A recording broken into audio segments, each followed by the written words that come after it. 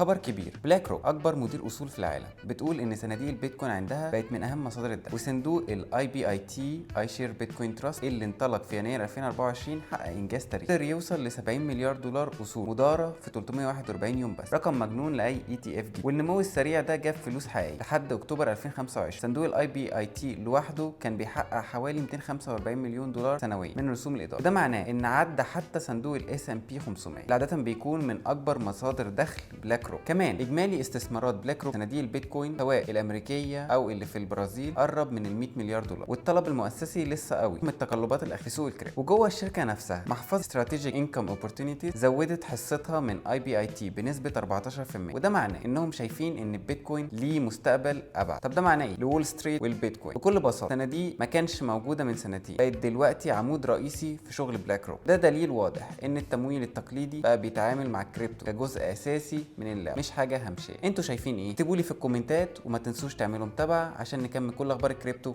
اول باول.